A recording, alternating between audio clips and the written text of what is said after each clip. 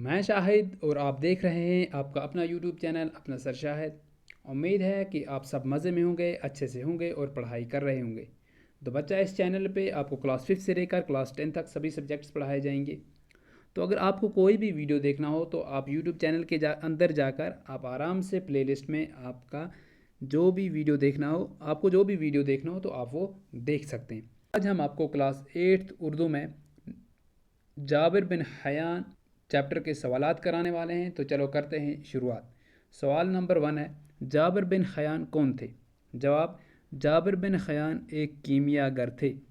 سوال نمبر 2، جابر بن حیان کی تعلیم و تربیت کہاں ہوئی؟ تو جواب، جابر بن حیان کی ابتدائی تعلیم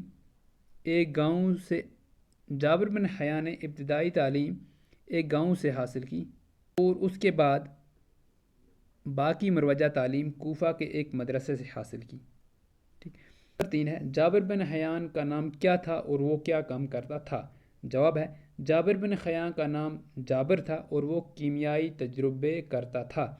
جابر بن حیان نے کون کون سی چیزیں ایجاد کی؟ تو جواب، جابر بن حیان نے بہت ساری چیزیں ایجاد کی، جیسا کہ ٹھوس چیزوں کو بخارات میں تبدیل کرنا، دوائیوں کو محفوظ رکھنے کا طریقہ، لوہے کو صاف کر کے فولاد میں تبدیل کرنے کا طریقہ، قلمی شورے کا تیزاب نائٹرک ایسڈ ایجاد کیا، ریٹارٹ ایجاد کیا، وغیرہ وغیرہ۔ سوال نمبر 5 ہے، جابر کو بغداد آنے کی دعوت کس نے دی؟ جواب، جابر کو بغداد آنے کی دعوت اس وقت کے خلیفہ ہارون رشید نے دی۔ سوال نمبر 6 ہے، خلیفہ ہارون رشید نے جابر کے ساتھ کیا سلوک کیا؟ جواب، خلیفہ ہارون رشید نے جابر کے ساتھ اچھا سلوک کیا اور انعام و اکرام سے نوازا۔ سوال نمبر 7 ہے، لیبارٹری کس سے کہتے ہیں؟ جواب، لیبارٹری تجربہ گاہ کو کہتے ہیں جہاں چیزوں کو ایجاد کیا جائے اور مختلف قسم کے تجربات کیے جائیں۔ سوال نمبر 8 ہے، نائٹرک ایسڈ کو کس دھات کے برتن میں رکھا جا سکتا ہے؟ جواب، نائٹرک ایسڈ کو سونے اور شیشے کے برتن میں رکھا جا سکتا ہے۔ سوال نمبر 9 ہے، جابر بن حیان کو علم کیمیا کا بابا آدم کیوں کہتے ہیں؟